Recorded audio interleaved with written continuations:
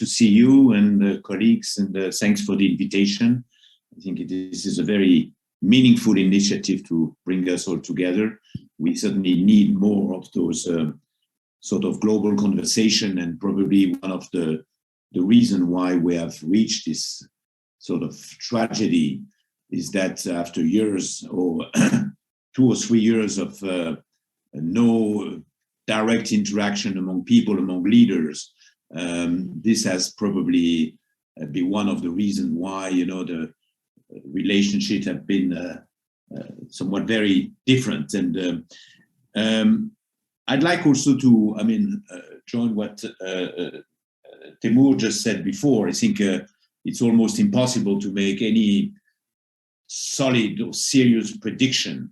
I think that probably none of us would have thought 2 months ago the situation where we are today, and probably it's very difficult to know where we will be in 1 or 2 months' time. This being said, we should not, prevent ourselves to comment. And you mentioned, of course, the effort of President Macron, and I speak here from not just from a French perspective. And as you said, I've been during 2 or 3 years working very closely with Dr. Yakunin at the Dialogue of Civilization Institute, and our goal and objective was really to create some sort of a global platform for dialogue, and a way to try to define some sort of a global viewpoint, and or at least to agree on how to disagree. And evidently this was coming probably too early. There was probably some sort of a denial, at least from, let's say, a Western perspective, about the reality of the new world that was in the making. But this is maybe something we can discuss later on. I'd like maybe just in 2 or 3 minutes, to look at the situation where we are now 35 days after the start of the conflict. And I think what really characterized this, the operation or the military situation in the battlefield, but trying to go a little bit beyond, or what are the first takeaway or the first lessons from this situation. And I think we see a situation that is extremely contrasted, or let's say a situation where we can see the situation with the bottle that is half empty, or the bottle that is half full, from wherever we stand, from depending on where we stand. And I fully agree with everything that Fabian said before about some sort of a new momentum for Europe. And it's amazing to see that in just a couple of weeks, thanks to, if I can say, thanks to this invasion of Ukraine, Europe or the EU has made more progress than in decades of discussion and negotiation. This is a bit ironic. And you have mentioned President Macron's effort, or the call, to promote European security and defense. And until very recently, and when he presented his plan for his EU presidency, he made a very strong point about security and defense for Europe. And there was very, very little support at that time. And when we see now, in just a few days after the conflict, the decision of Germany to increase significantly its defense budget, the way the EU has been allocated €500 million for supporting Ukraine with armament. I mean, this is something that would have been just inconceivable just a few years ago. And again, it's a bit ironic to see that this succession of crises, if we take the COVID and if you take the war in Ukraine, have been in a way immensely boosting the EU with the decision of an EU recovery plan and so on and so forth. I don't want to be too long in that, but I think it's this is one important phenomenon, or this is one important step, is that evidently the EU, which was extremely reluctant, or at least many countries which were very reluctant to become a power, a global power, I think there is a new mindset and a real willingness and also awareness that it has to play this global role. And it's interesting to see that what is called the strategic compass, which is sort of the new international policy for the strategic policy for the EU internationally, which was again presented or tabled by the international or the Minister of Foreign Affairs, Mr. Borrell of the EU, has been adopted just in a few days' time. It's interesting to see also that even this crisis is producing miracles. To realize that this week, it was mentioned before, there are discussions in Turkey, and that there is a joint diplomatic initiative with Turkey and Greece. Again, this would have been totally inconceivable that Greece and Turkey would have been developing a joint initiative. So in that respect, the war in Ukraine and Putin's invasion have been a sort of a wake-up call for the Western world, but particularly also for Europe, and that it has also garnered some support internationally, of course, with the EU, with the UN resolution. So that's, if we look at the glass half full from a Western perspective. But I think, there is, and that's why I said it's extremely contrasted, because if you look at a different perspective, in reality, the Western world is extremely, or at least that's the way I see it, extremely lonely. It's a war on narrative. It was presented, it was said that the UN resolution was a big success for those who were supporting Ukraine, because 141 countries adopted this resolution.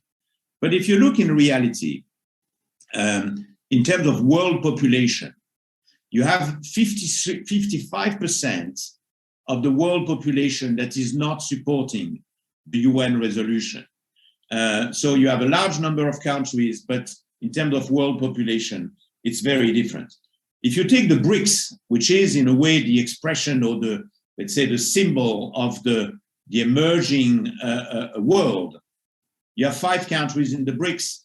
You have only one that supported the UN resolution, one, of course, that opposed, which is Russia, and 3 countries, China, India, and South Africa, that abstained. So I think, this shows that what is portrayed or presented here in the Western media as a large success from the international community to condemn the invasion of and the war in Ukraine, the situation is not so clear.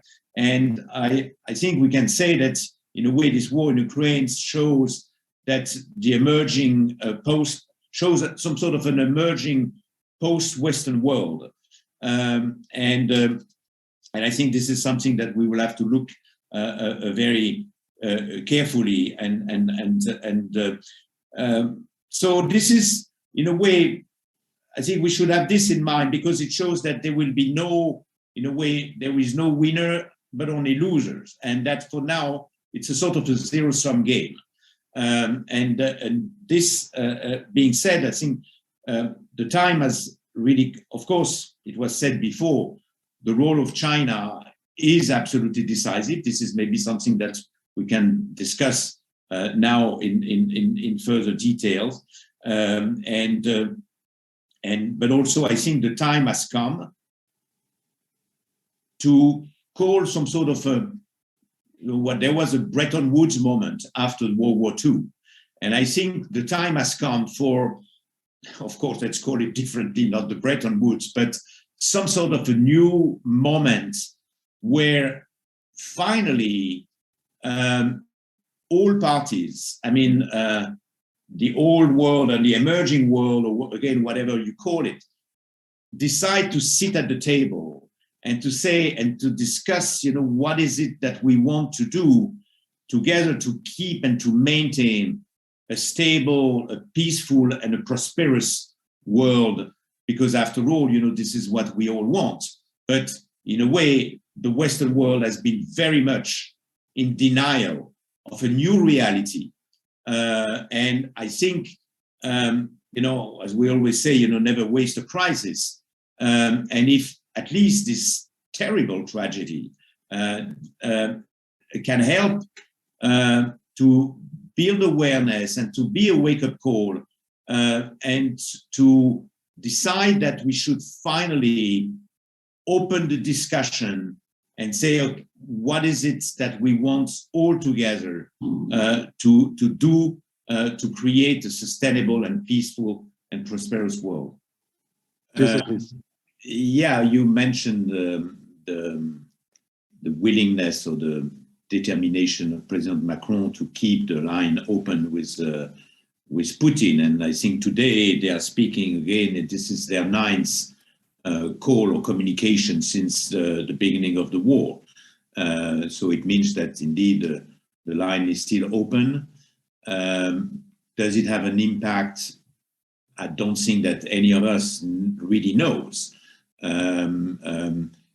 At least it's interesting to see that Putin is still willing to speak with Macron, not as a French president, but as mostly as the EU president of the Council. What is he expecting from these talks? I don't know. I'm not in his mind. But it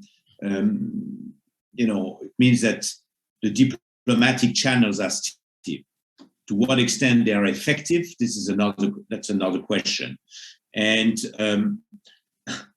maybe I spent too many years with the UN, to share your optimism about the UN role in that conflict.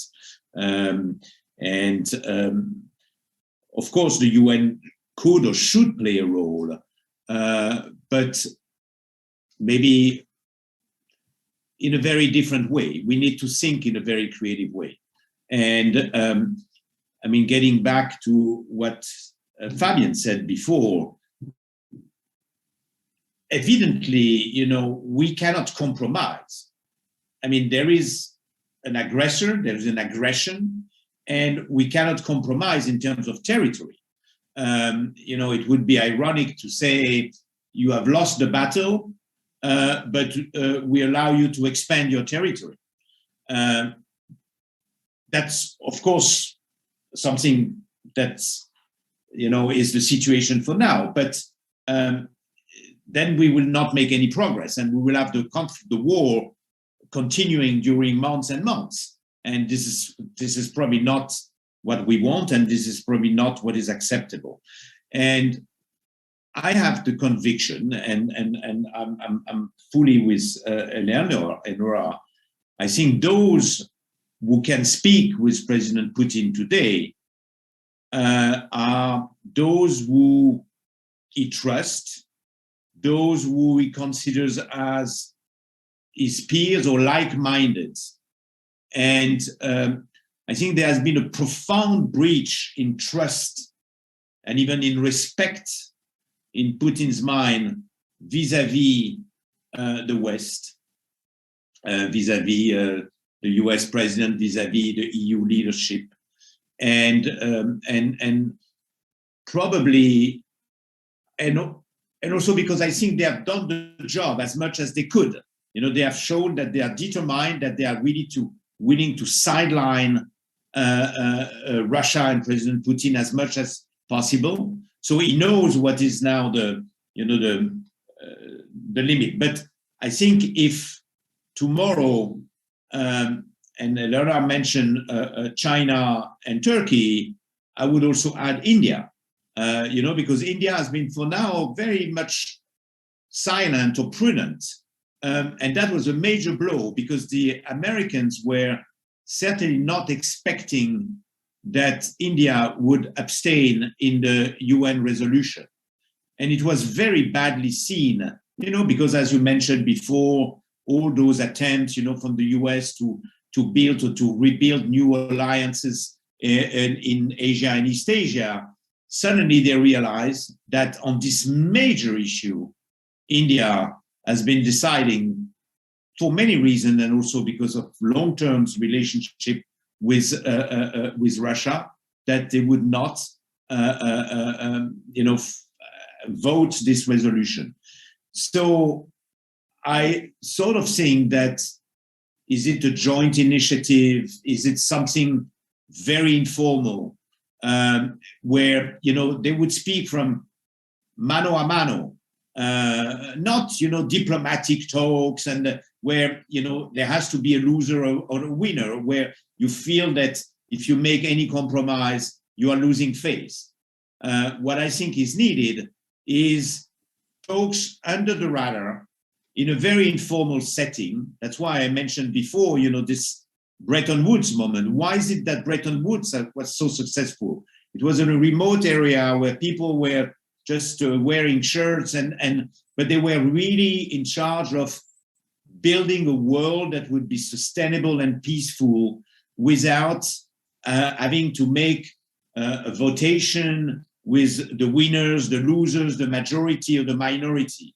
What I think is needed is really the mano a mano, where President Xi can speak with Putin and say, listen, we are building a crazy world, or you are building a world that will be a total chaos.